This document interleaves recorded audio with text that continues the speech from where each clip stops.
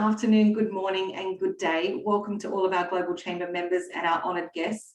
We're glad that you've joined us for today's Globinar, a tale of two sister cities, London and New York. My name is Katie Keith. I am the Executive Director for the Global Chamber here in London, and I'm joined by my colleague Susan Asadi, who is also the Executive Director for Global Chamber in New York and Chief Media Strategist at GAPR. We're also joined by our esteemed panelists, and I'm going to ask Susan to introduce you all in a few moments. Before we do begin today, I'd like to take 2 minutes to talk a bit about why we're here today, what our agenda is, and the importance of what we'd like to achieve. New York and London are deemed the most influential cities in the world, and according to Globalization and World Cities Research Network, New York and London remain Alpha Plus ranked in the world based on cultural and political influence. Although it's important to note the economic factors are the most important consideration in this information. So with that said, New York and London are the primary nodes in the global economic network. And with this in mind, there is a deep-seated responsibility for the two cities to unite, form alliances and influence collaboration. And Susan and I have spoken about this at great length. And that's why we're excited to celebrate the launch of our annual flagship event, where we're combining forces to engage in conversation with global leaders within the financial service and corporate sector to discuss the opportunities and the challenges that global businesses are going to face as we embark on a joint mission to reach our city's already ambitious goal to reach net zero emissions by 2040. Now, I know a lot of us on the call today and a lot of us who will be listening at home have had a pretty tough time over the last 18 months with COVID-19, which has not only impacted our personal lives, but also the way we do business locally and globally. But with that said, hundreds of businesses still every day globally are pledging their commitment and taking collective action to work towards a safe and healthy planet for the next generations. But change can be very challenging, as we know, and also very costly. So the purpose of today is to bring global businesses together whilst they're embarking on this journey of transformation and provide a platform to form alliances with our industry leaders to provide expert guidance and support. And the wonderful thing about Global Chamber, all of you know as members, is that you're not alone. And we're here to support our members to connect with one another and support each other with these big hitting goals. So today, I'm looking forward to learning more from our panelists who have joined us. I'll be taking notes on some of the themes that I feel emerged in the conversation, and we'll talk about that at the end. For our guests on the call, please type your questions in the chat bar. I'll be sourcing those and I'll be calling on you to ask our panelists towards the end of the conversation. And then at the end, we will then open it up for further research into our community to see how we can help. On that note, I'll hand over to you, Susan, to introduce our amazing panelists and take us through the conversation. Excellent. Thank you. I just wanted to say it's a great pleasure to be moderating this panel with Katie. And similar to her, I have worked with financial services and fintech companies for over 20 years. And most of these companies are based in New York or have had key offices in London. And so seeking ways for our two cities to collaborate is something that's very near and dear to me. And I'm looking forward to hearing more from our panelists. So our panelists joining us from New York are Peter Sexton, who is the director of the Global Financial Services Team and Senior International Trade Specialist for the U.S. Department of Commerce in New York. He will be sharing more about the U.S.-UK Financial Innovation Partnership today and much more. Another one of our esteemed guests is Andrew Hallett, Manager of Partnerships at Cambridge Global Payments. And having worked in the Forex space for over a decade, Andrew will be sharing valuable insights on managing our currency risk. Welcome both, and we look forward to speaking with you in just a few minutes. And a very big welcome for our panelists from London, Richard Singleton, Financial Director, Menzies, LLP in London. Not only does Richard take up an important role as the Financial Director for Menzies, he's also an active member of Menzies Better Place to Work team and leads the firm's environmental initiatives and working to finalize its low carbon roadmap. And last but not least, of course, is Andrew Grill, also from London, the actionable futurist, and he's a former IBM global managing partner and a popular and sought after keynote speaker and trusted board level technology advisor. So now what I'm going to do is ask a couple of questions to each one of the panelists, and then we're going to have a conversation among the four of them. So Peter Sexton, can you tell us a bit about this program, the U.S. Department of Commerce, UK Financial Innovation Partnership? And then I'm going to ask you one other question. If you could keep your comments to about 5 minutes, that would be terrific. Thank you. Sure. Thank you so much, Susan. And I think the theme of today's webinar, Tale of Two Cities, is very pertinent to the US-UK Financial Innovation Partnership, which I'm going to discuss. Partnership was established in May 2019 with the intent of encouraging collaboration in the private sector, sharing information and expertise about regulatory practices, and promoting growth and innovation. The Financial Innovation Partnership between the US and UK, between Her Majesty's government and the US Department of Treasury and Department of Commerce, has got kind of two pillars to it. One is a regulatory engagement pillar, and the second is a commercial engagement component. And so, what the FIP is trying to do is to kind of promote this dialogue between the two geographies and two countries on both the regulatory and the commercial sides of the ledger. And so the commercial engagement pillar is a very important aspect of the financial innovation partnership in terms of bringing companies and industry associations together to collaborate more. If we look at the UK, it's home to over 1,600 fintech companies, and this number is expected to double by the year 2030. And the UK has got, through the Khalifa report and other such initiatives, has really got a kind of a whole of government approach to promoting and supporting their fintech industry. And the United States leads the world in fintech investment globally, with $65 billion invested in 2019. And I think approximately 1 in 5 venture capital dollars has been allocated to this space too. So, this is a really logical area for the US and the UK to collaborate, share best practices, and work together. If you look at the US financial institutions and surveys sent to them, they are looking at partnering with fintech technology companies. 60% of US credit unions and 50% of banks believe that fintech partnerships are exceptionally important to their business. And this is an area in which the Financial Innovation Partnership can help focus on in both countries, creating more of these linkages and connections between both geographies. So that's kind of the overarching goals of this. In terms of participants from the financial services sector on the call today that might be wondering, like, well, how can I get involved in this kind of, there's a regulatory dialogue that's going on between the governments, and there's a commercial component. And I think it's that commercial component where you can kind of plug into this financial innovation partnership and leverage it.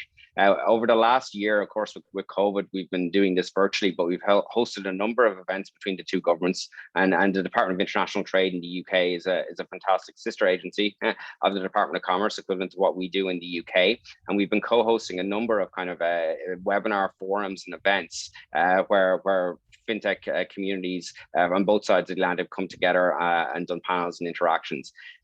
In June 2022, we are recruiting a physical trade mission to go to the UK for US fintech firms to meet with regulators and their fintech counterparts and financial institutions there. So this is kind of an opportunity, we think, for those US companies and firms and the UK side as well to meet and engage in a kind of an in-person trade mission. And that's scheduled for June 2022. Okay, so Peter, just one other question, which we're going to probably get into more detail as we do the conversation. How's the International Trade Administration at the U.S. Department of Commerce responding to the climate imperative?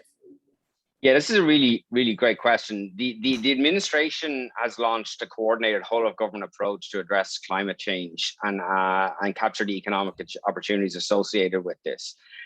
All US government agencies, including the US Department of Commerce, are currently reviewing ways to align their work with this climate imperative. At our Secretary Raimondo's direction, the US Department of Commerce Secretary, and in coordination with the Presidential Envoy for Climate, our administration, our department, the International Trade Administration, is developing a US clean technology export competitiveness strategy to chart a path to strengthen US export competitiveness in low carbon technologies. As part of this process, we've released a Federal Register notice in August to solicit public comment on this strategy. So we're welcoming input from private sector participants and industry associations on how the US Department of Commerce and our administration, the International Trade Administration, can help to support clean technologies better in terms of getting increased export share. But one of the main ways in which our agency is able to support US companies and support the climate change initiative is through our advocacy work. We have a advocacy center that helps to level the playing field on behalf of US businesses competing for international contracts. So currently we're supporting over 100 cases in the renewable energy, energy storage, smart grid, carbon capture and environmental technology areas, representing more than 100 billion in potential US exports. And so as governments are increasingly spending money on climate adaptation, mitigation, and resilience technologies and services, these types of projects are being competed on by US companies with emerging and strong technologies in these sectors. So the US is a market leader in kind of a lot of these climate technologies and mitigation technologies. So we're here to support them. We're tracking 100 billion in projects to support this. And these projects have in turn about $25 billion in potential export opportunities. And a lot of the companies on this call may not be familiar with the fact that the US government supports companies in this manner that are competing on government contracts. And in this climate space, a lot of these are pretty large contracts sponsored by foreign governments. And the US Department is there to advocate and help to support US bidders to win these contracts. And a lot of other governments around the world provide similar services. But I think there's a learning curve there to just make sure that US industry is also educated, that we can help to support them in these efforts. Okay, Peter, thank you very much. We'll be talking with you more when we get to the conversation. Andrew Hallett, I would like to ask you, what are the potential impacts of trade incentives for the Forex market in general? Yeah, so this is actually something that's gone hand in hand with my career. I started in foreign exchange at the very beginning of 2008. And of course, we all know, and that was January, we all know what happened eventually shortly after that. But if you look at exchange rates, they're generally determined by greater economic impacts, much more on a macro level. Trade incentives typically support better access to global customers and vice versa. If you take into account the largest currency pairs, you've got USD GBP coming in about third behind USD Euro, USD JPY. I mean, historically, the UK and the US has always shared strong trade relations, but I mean, Brexit obviously kind of derailed that in a little bit of the sense, but we're seeing a lot of efforts to kind of ratify the future of what that will look like. You take AUKUS recently, that's certainly significant in that it's unifying us militarily, but being outside of the EU, London can now better directly negotiate with Washington. I mean, that's not to necessarily say Brexit, right or wrong for whatever side of the fence you stand on with that. But it has to, London has to also manage its EU ties as well, because GBP Euro is certainly a heavily traded currency pair. But when you look at how Forex affects, global trade, certainly USD GBP, you can go all the way back to the 70s, right? You saw a historically high strength of GBP against USD, and believe it or not, it was trading around $2.60 to a pound. So for those of you that ever go on vacation to the States, you're coming from the UK to the US, that would have been a phenomenal time to come. But then it actually crashed, all the way down to 160. At the beginning of the 80s, though, it did bounce all the way back up to 240 before a deep recession cracked in. And believe it or not, we actually, went all the way down to pretty much parity on USD GBP. This is all very important when pricing products and selling internationally. I mean, trade incentives will typically always appeal to exporters and importers. You've just got to look for a perfect storm when it comes to managing FX prices and making sure that the price of what you're selling internationally is going to line up. But that there's huge impact on the appetite for kind of looking into that new country. Okay, thank you, Andrew. I have one other direct question for you. What are some further steps the US and UK companies can take to be more competitive in global trade as it relates to Forex? Yeah, so I mean, obviously when looking at new markets, I mean, it's obviously attractive for most companies to want to, certainly if you're coming from the UK to the US, the US is a massive market. I think though, what people need to take into account is when you're pricing up your goods and what you need to sell them for, you've got to take into account the exchange rate, because what might be a good value sale in a domestic currency, when you're taking into account the exchange rate and certain highs and lows are going to impact that, you've got to be flexible because, can your customers sustain, the flexibility over time? If exchange rates, weaken against an importer, what would be, as an exporter, what would be your discount policy, right? How far can you go? What's the price elasticity of your product? There's certain steps people can take to do that. A lot of times if the importer is desperate to buy the product, they really need it, it's a core part of their value. A lot of the onus is on them, but the exporter needs to take steps as well. So certain things, everyone that's involved in import export is very familiar with hedging. Hedging obviously, has limitations as to certainly how far it can go out. If you've got a 3 to 5 year game plan of selling in a different country, then a lot of the onus is really going to be on the seller because they've got to understand what their consumer can afford.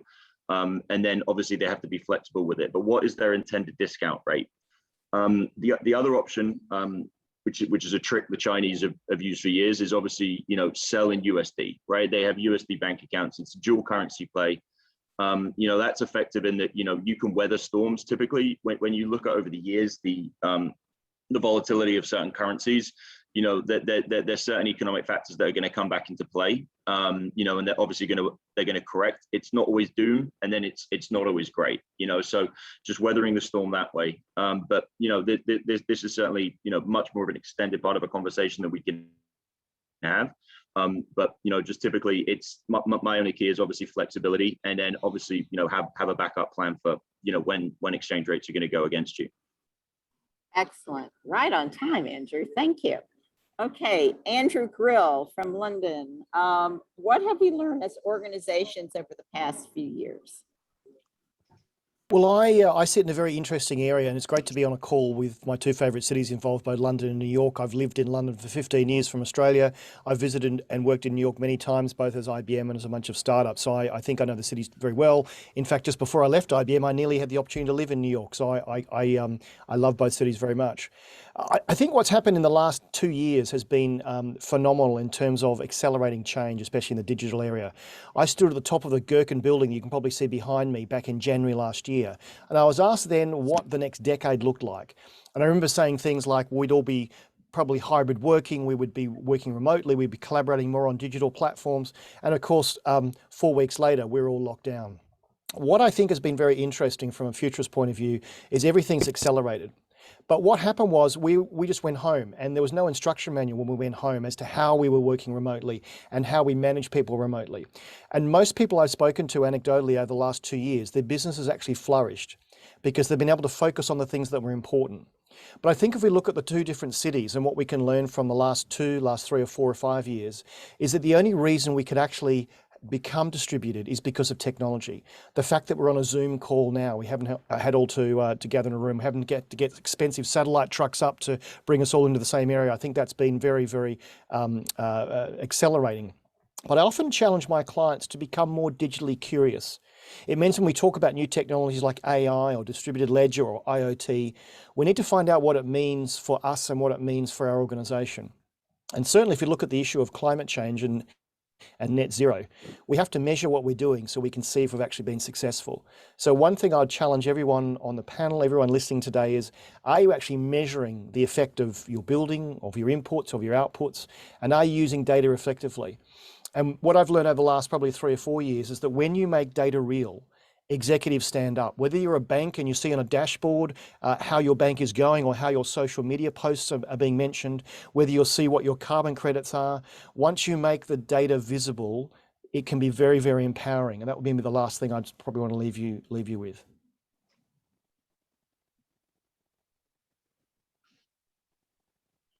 And you're on mute, Susan. You're on mute, Susan. Sorry. So what's your view on how we can solve this big challenge ahead beyond measurement and benchmarking? Well, that's actually, that is part of the solution, being able to actually measure that. So if you're a tenant of a building, your building owner probably has instrumented most of that, everything from CO2 measurement to monitoring how often people use the restrooms and those sort of things. And you can start to predict what's going on. I've been working with a number of companies in the IoT space that have basically, before the pandemic, could actually predict when cleaners would be needed in a certain area, when air conditioning would be needed, when people are likely to want desks and those sort of things. So part of it is, and again, if you're a tenant, I would be challenging your building owner to have access to that data. One thing I talk a lot about is open data. The fact in London here that I can open an app and find out when the next red double-decker bus is coming to know whether I can have longer of my latte or I should run for the bus is thanks to open data.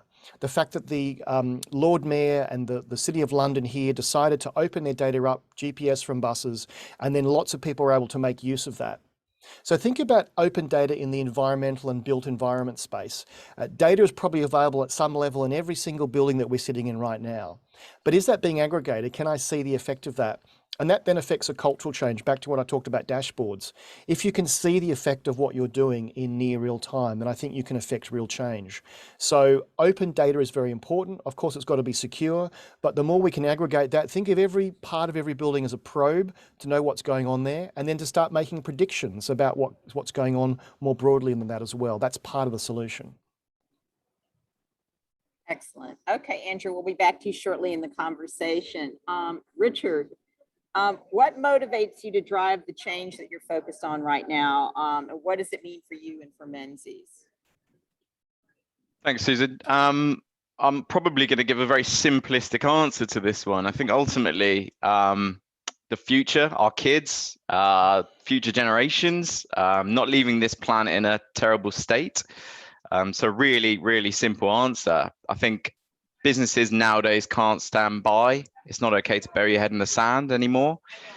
I think from a Menzies point of view, we tend to focus probably on what's called the triple bottom line or the 3 Ps, which is a very simple sort of premise that you're focused on people, education, and ultimately if you can educate the staff around us, it will educate families and cascade down. The planet, obviously, bits that Andrew's talked about with open data and looking towards more reporting. I'll come on to that in a second. And then obviously profits. So this doesn't have to be a bad thing for companies. We found that actually this can enhance and improve companies, which ultimately can give higher profits in the long run. I think as an FD, I realize this is our future. And if you stand by, again, you need to drive the change. And even skeptics nowadays have changed a lot. I think people, even if you're still skeptical, as some people still are, about things like global warming, you can't deny that if you turn the TV on, there's always some sort of extreme weather pattern, fires, floods, just horrible things going on. And I think people are really on board with it now, which makes what we do so much easier. Menzies itself is really committed to the change and ready to adapt. I think there's no doubt, and obviously, unfortunately, this word comes into every conversation we have, but COVID has given us a massive head start. Again, as Andrew said, it's really fast forwarded us probably 5-10 years down the line with technology, whether the technology's had to catch up or it's always been there, we just haven't been using it in the way that we now do. Things like this meeting, for example. And effectively everything we do now should have an environmental aspect to it. So every decision we make business-wise should have some sort of environmental sustainability element to it. I think we also see this as just a huge opportunity to educate. I feel like a lot of what we do in this sphere environmentally is education, ultimately, not only staff, but the communities around us.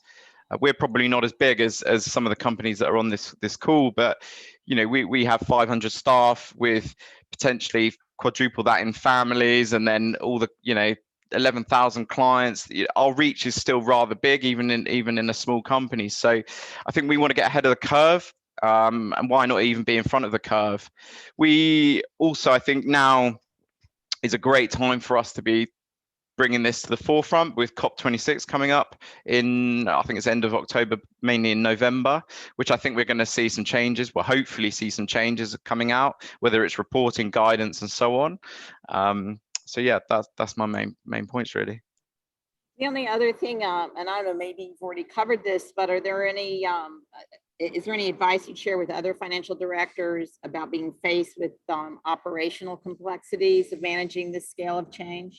Sure. I think as we know, FDs, especially FDs in smaller companies, will ultimately be the ones who have to deal with this and have to drive this forward, and don't, especially in the smaller companies, which is what makes up most of our economies. We don't have the luxury of dedicated teams or consultants to really drive these changes. So it is up to the FDs to get up there with not only knowledge but mainly technology. I feel like technology is probably the biggest part of this, but it is simple. I like to think that everything to do with what we're talking about is really simple and almost common sense. I think ultimately what we should focus on, or any FD should focus on if they don't know where to start, and what we're focusing on in Menzies especially, is prioritize reduction and then back it up with offsetting. Now, offsetting will probably come up later, but you can't, I think people on this call may have a different opinion, but offsetting could be quite a dangerous thing. And I think we will see over the next few years that offsetting potentially, it could go two ways. I think what the fear amongst many is that profitable, sort of rich companies, if you like, will fall back on offsetting in a way to not bother reducing. So ultimately, what I think every company should be doing is prioritizing that reduction in carbon, and then using offsetting. And don't get me wrong, there's fantastic offsetting schemes out there. There's a lot that we can invest in. I think ultimately also for FDs, reporting requirements are going to become more of a burden. And so again, sorry, it's probably overlapping slightly with Andrew, but I think now is the time to really start preparing, pushing on landlords to get the information together, to get the technology there. We're going to need to be reporting on so much more than we did 5 years ago, whether it's toilet usage or just simply the energy that's going in, whether it's from renewable sources. Landlords historically have pushed back, but I think there's going to be a lot of pressure on them now. And then I think from an FD point of view, the internal reporting, the systems that you use, I think things like your expenses software, to be quite simplistic about it. But arguably, you're going to need to know what cars your staff are driving and what flights they're taking, not just it costs $100 or £100. You're going to need to know where it was and where it went.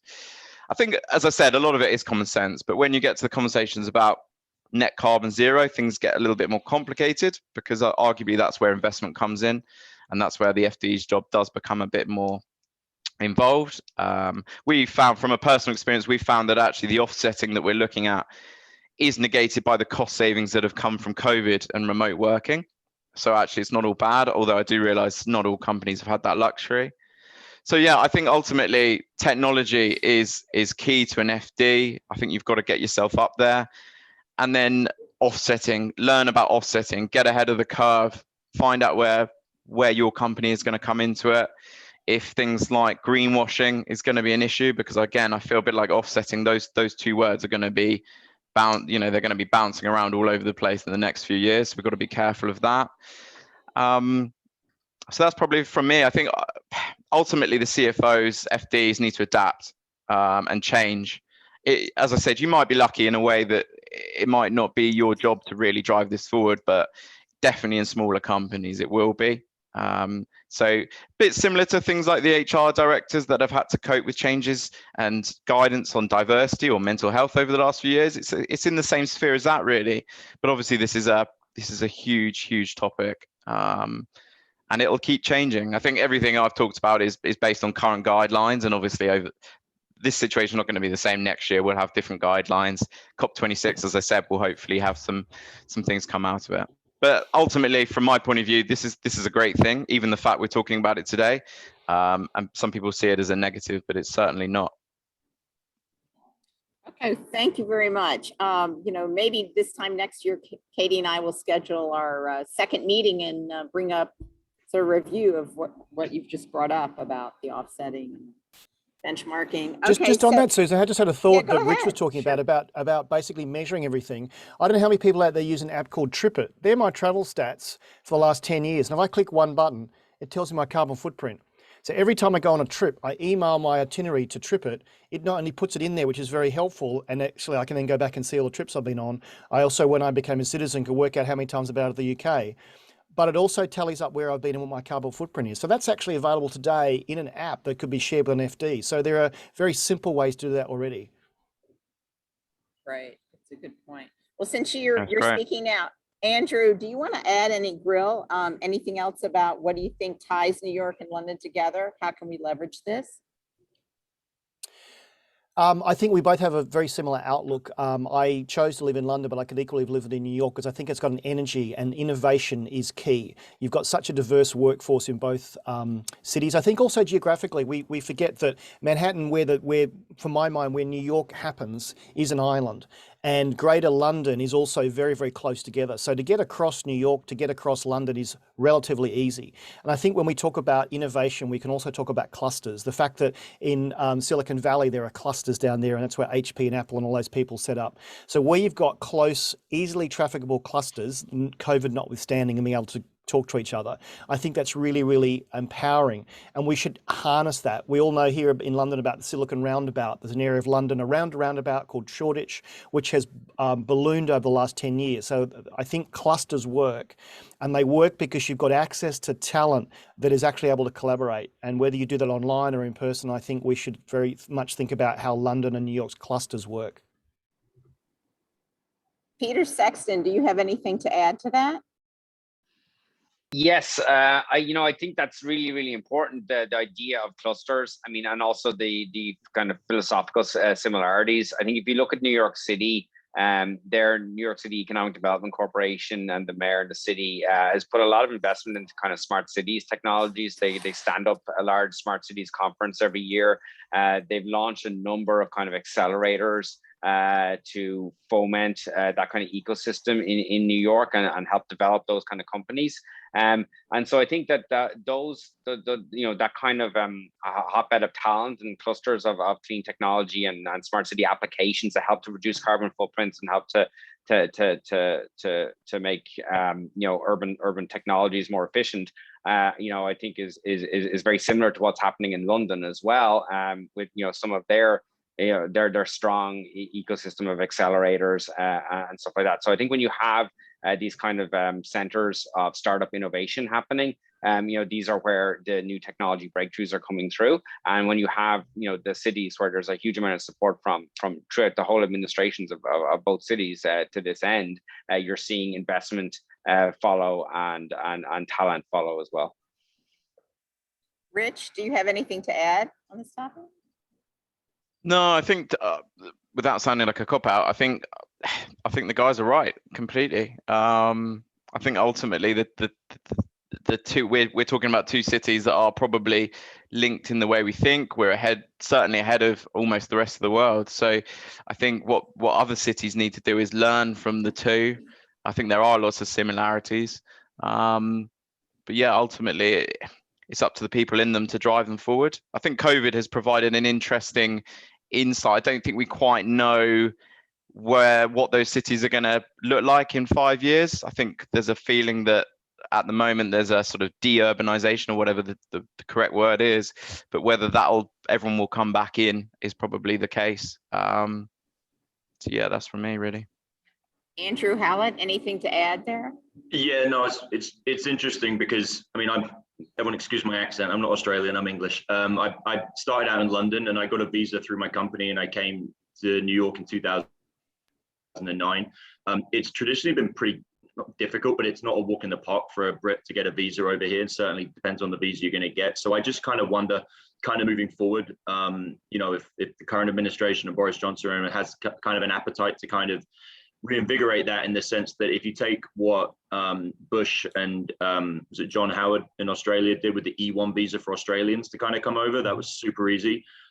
I just wonder if we'll ever kind of get back to that stage where there is more of an easier processing and a sharing of kind of commonalities, in the sense, like I know a lot of Americans, and at the time that I've been here, that have wanted to go live in London, and then obviously vice versa. So and then to Richard's point with the work from home, I just wonder if the fact that we aren't actually as mandated to be in offices, if that's going to have an impact into the potential direction of that, because I don't, the whole purpose of coming to the US, they want to know that you're not going to be dependent on anyone else other than yourselves. So if you're moving over here just to work from home in the suburbs, is that going to look a little bit different than if you're going to come over here and be part of a team and work in an office? So that I'd just be curious to kind of see if that ever comes to fruition or kind of develops in any way. Yeah, Andrew, You go would have heard ahead. some chat in the news recently about the UK, US, Australian submarine deal. It was called AUKUS. I was at an event last night where clearly our French friends are very upset, and hopefully they'll be able to come into that.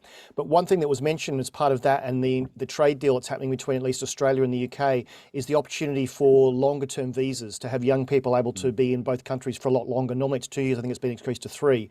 And I would hope that the AUKUS is the start of a corridor of UK, US, Australia talent that can actually move between the countries very, very easily.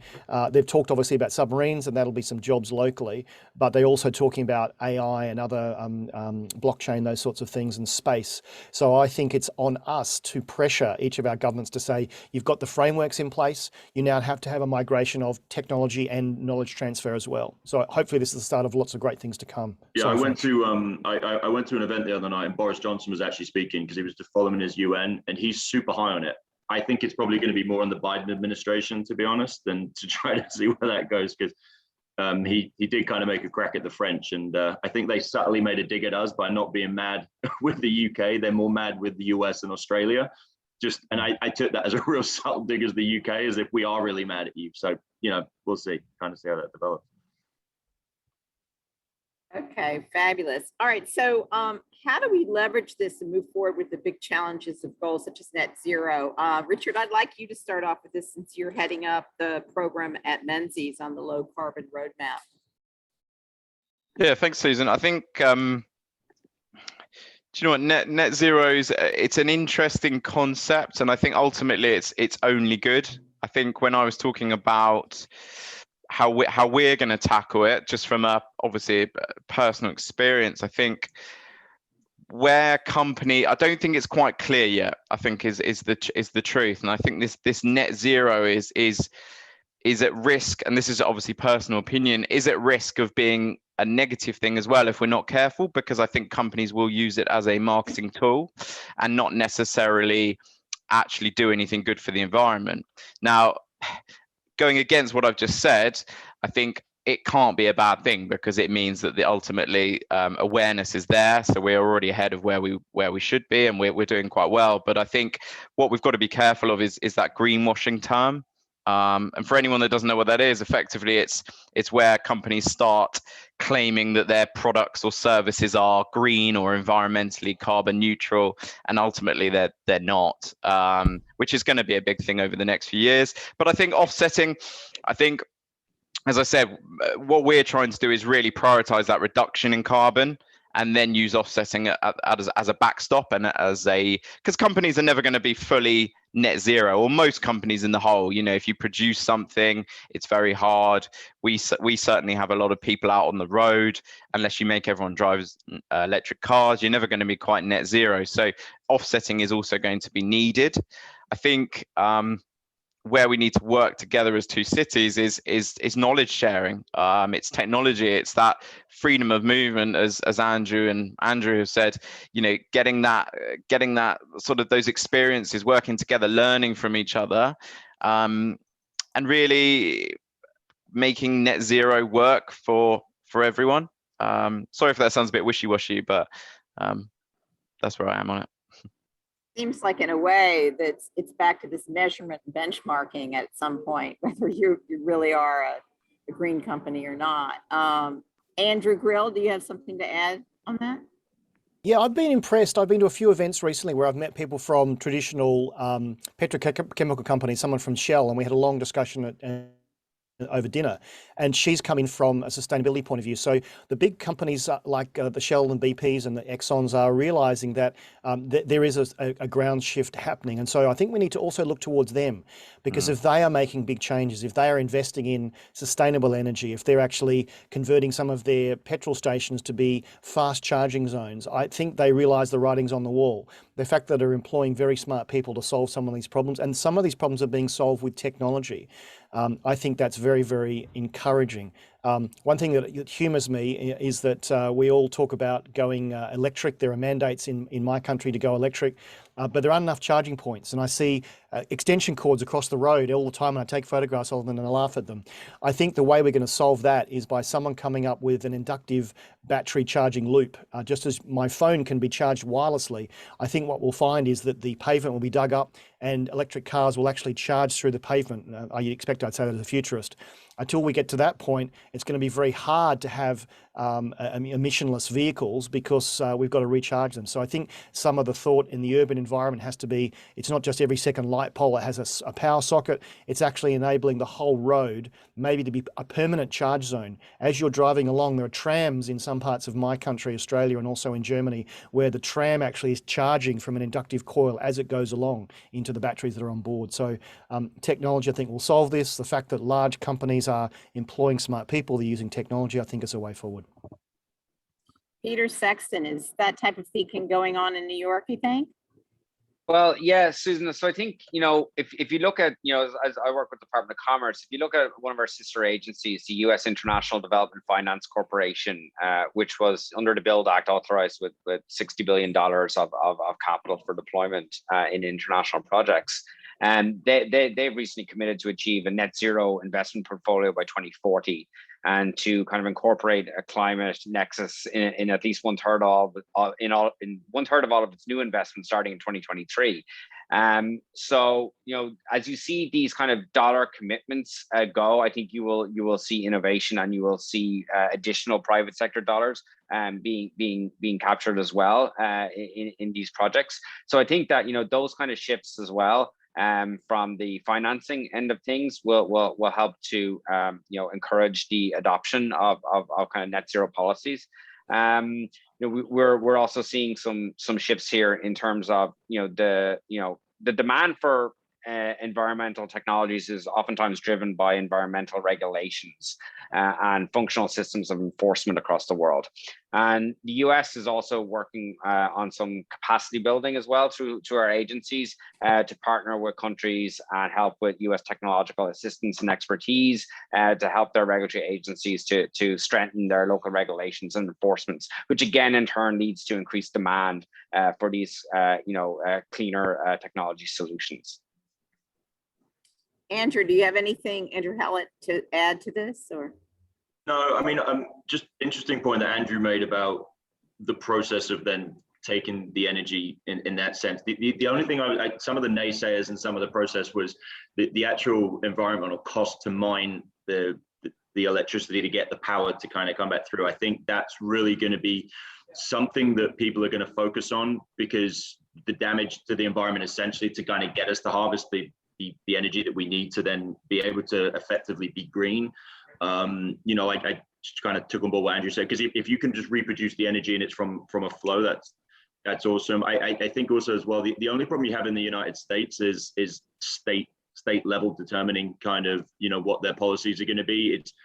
It's fine in a city like New York, which is going to be very focused on doing stuff like this. I think everybody here would be kind of caring, and it's not to poo-poo, but I think if you take Texas into account, Texas I think is the only state that has its own state-run electricity grid. So you're going to have to take into account what they're going to need to do throughout the years to kind of get everything kind of in line and moving in. America's a much bigger country, obviously, and it's fragmented in such a way. Okay, so thank you, Andrew. So what are your thoughts on how New York and London can cross-collaborate to meet these goals that we're talking about with net zero and other SDG goals? Rich, do you want to weigh in on here? Sure. Yeah, I was thinking about this before the call, and ultimately I think it comes back to Andrew Grill's point about the big companies driving this, and I think it's all about cross collaboration between the two cities, but ultimately it needs to be driven by the big corporates, the big companies out there that can invest and look into these technologies and then share that knowledge. I think ultimately this doesn't need to be a competitive thing. We need to be working together for a global goal. It's not something where people, okay, arguably if people are developing new technologies, they're going to be money to made from it, but I think ultimately that we need to be sharing ideas. governments will come into it, and I think it does need to be driven by politicians as well. But I think ultimately the big corporates are what needs to help drive this forward. And I think the two cities are, you know, already at the spearhead of what's going on, and I think they're the right two cities. You know, we've got there's a lot of big companies that need to be investing heavily and want to invest heavily. You've got good technology, good links. So ultimately, I think it's a collaboration of best practice working together, and knowledge sharing, really.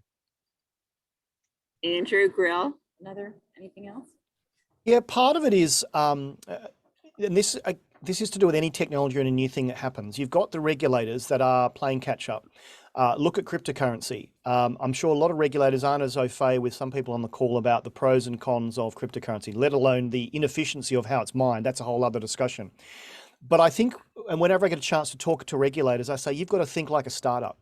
So if you've got the big companies, the big states wanting to make massive changes, the regulators need to know why those changes have to be made. And it's happened here with open banking, where the Financial Conduct Authority, the FCA, has actually allowed people to play in what they call a sandbox. So some of the things they wanted to build in terms of financial products actually would not be regulatable, it wouldn't be legal. So they've actually allowed them to play with it because they want to see what's the art of the possible. So I think when we think more broadly, it's like, are your regulators thinking like startups? Are the large organizations saying to industry groups like ours and to the politicians, here's what you need to do to make life easier? We shouldn't just wait for regulation. The fact that open banking happened in the EU was because the markets weren't happy to do it themselves, and so they were regulated to. And the same is going to happen with climate change. You've got all these quotas and everything else happening. Let's get ahead of the curve and educate each other about what's got to happen to make it work. Andrew Hallett, do you have anything to say about that, since you deal with currency risk, about like cryptocurrency and that type of thing? Well, we're not allowed to talk about crypto in my industry. It's a big no-no. We use blockchain though. The technology is really fantastic in some elements. Some of our payment rails are, really enhanced by our ability to kind of send money faster, and it's outside the traditional banking systems. But just in the note of, kind of the area of the conversation, I like what Rich said about that standardization of policies, and like, will companies try and scam to get around it? But it kind of reminds me of when the EU kind of implemented some of their, like, not red tape, that's probably the wrong word to say, but when British companies wanted to do business with Europe, they had to be standardized to kind of those levels and to meet those standards. So if you take the US and the UK an example, it could get to a sense of some certain products, depending what the company does, that would have to kind of be in line with the environmental measures. And we say New York and London. I mean, obviously the US, the UK, that's fairly straightforward to do, but it would obviously, for imports, exports, that would just be another thing that companies would have to kind of adhere to if they want to then do business with it. And then obviously, I don't know about the impact on the FX market per se with that, but it's just, it's going to have implications on trade. So that would in turn, kind of indirectly kind of affect the monetary element to it. Cool. Peter Sexton, do you have anything else to add on this point?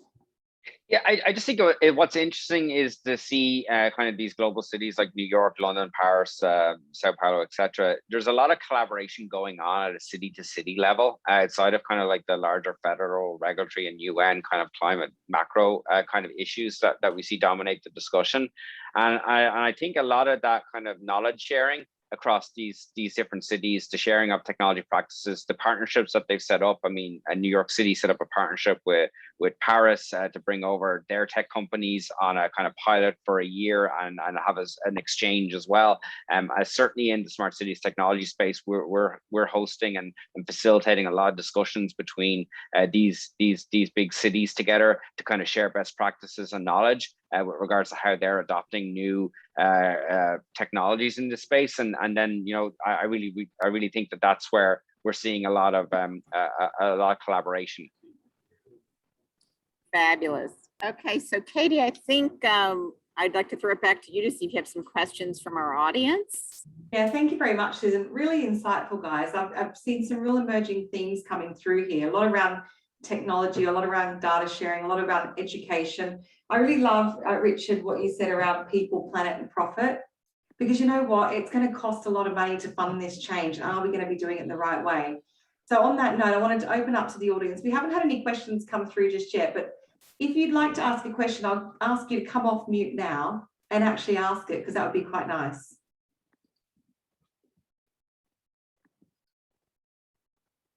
I have a question, Katie. This is Charles. Hi, Charles. So not to get too political here, but in New York, we've got a mandate in terms of people going to restaurants and public places, etc. Curious, number one, about London. And then on a broader scale, in the US, you've probably heard we've got this sort of anti-vax movement, which I don't agree with. But again, I don't want to get too political.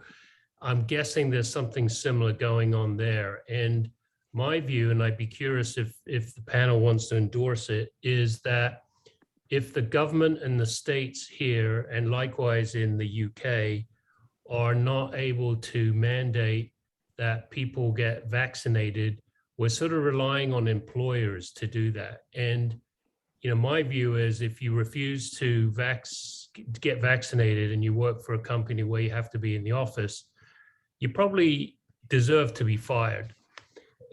Is the line as strict in the UK, both in London and in general? I think that's quite a global issue, actually. I feel that, you know, I was watching the news in Australia, there's been riots in Australia, they're closing down the construction industry, forcing you to stay off work until you get vaccinated. It's very controversial, and I think it's a very fine line, and I wouldn't want to put my own personal perceptions on this, but I will open it up to the panelists to see if you have your own thoughts on this matter. For Charles. I've just actually shared on the chat with everyone an interesting Australian article about discrimination. It's written by a discrimination lawyer. So let's take out of the argument whether you believe for vaccination or non-vaccination. Just to nail my colours to the cross, I am double vaccinated. The millisecond I could get vaccinated, I did. I'm an engineer, I believe in the science. So let's put that to one side. The article argues very carefully about what discrimination is. And if something is available to everyone, then it's not discrimination. So just as pubs in the UK will not let me enter in a t-shirt and flip-flops, their right of entry is determined in terms of how they would like their business to be run. So I would encourage you to read it because I think it's a very balanced article, and it also may help some people have that discussion with people who are saying, I have this point of view and you're discriminating against me. I think in this situation is not discrimination because this is available to everyone.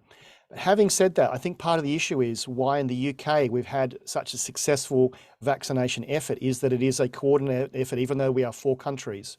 What I've seen in the US and what I've seen in my own hometown of Australia is because we have a federal and a state system, and the federal looks after the distribution of the vaccine, and the states then mandate that is where things come into play.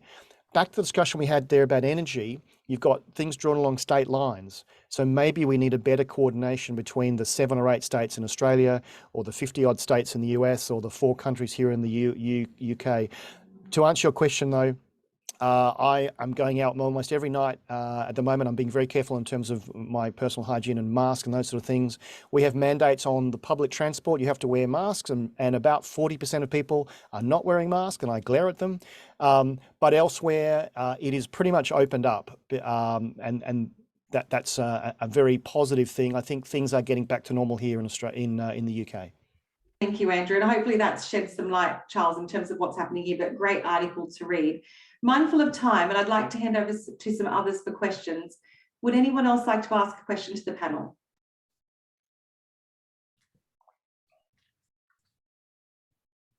I had one, Katie. Welcome, Doug. Would love to hear it. I was just actually a few hours ago speaking with a member in Japan, SAP, and they were talking about how measurement systems are so inadequate in this area, and you guys touched on it. Could you talk about technology, which was already talked about, and how technology can help us do the measurement of this and hopefully help the improvement overall? Thank you, Doug. Is that directed at anyone in particular, Doug, or does anyone want to speak up about that? it might have been Andrew who mentioned Andrew. it. Feel free to comment. Well, you just almost anything can be measured. And if we look back to the Internet of Things, IoT, there are now sensors available that get baked into concrete that have a 10-year battery life. So we're going to see new buildings. You'll actually be able to understand how that building is aging in near real time. So it's up to everyone to say, if we're building something new, can we instrument that? If we have existing technology or existing assets, can we instrument that as well? I'm a data freak. I measure absolutely everything. I know who's been on my LinkedIn profile during this call. I know who's been on my website during the call, because I want to look at cause and effect. So I think it's up to us to say, what could we measure and what data could we get? But then the challenge is, what do we do with it to make it meaningful? Thank you, Andrew. I think that's quite important. Are there any other questions before we move to close our conversation today?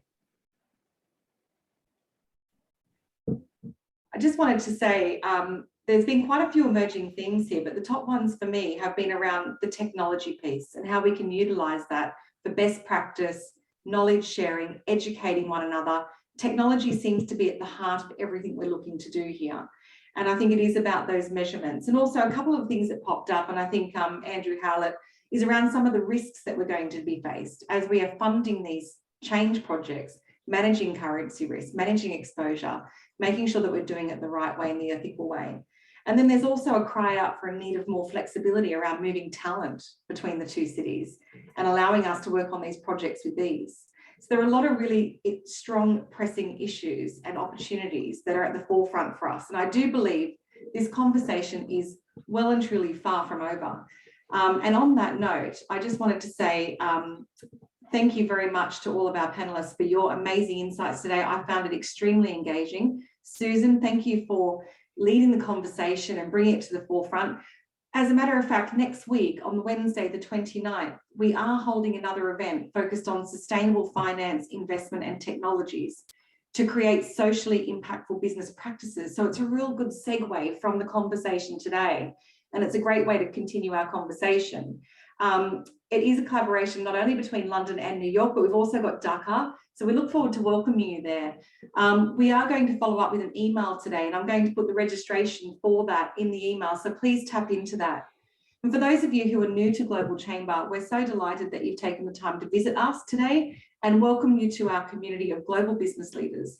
We're all here to connect and grow, as you've seen, and many of our members and friends here at the Chamber are looking to expand their operations abroad, invest in global projects, import, export goods and services, recruit, move talent, and the list goes on forever. Or maybe they're just looking to grow their local and global communities. Whatever the reason brings you to Global Chamber, we get you and we're here to help. If you are thinking about joining Global Chamber, we'll be in touch with you. We are the first and only Chamber of Commerce located in hundreds of metros around the world, focused on growing cross-border trade and investment in a collaborative way. So we're pretty much everywhere. So don't be shy. We'd love to welcome you on board. And on that note, a very warm thank you to all of our guests, our panelists, and all of our questions today. We'll follow up with an email with all the emerging themes and next steps and connect you with our speakers. On that note, I wish you well, and until next time, goodbye. Thank you. Bye, everybody. Thank you Thanks, for your all. participation. Thank you. Bye. Bye.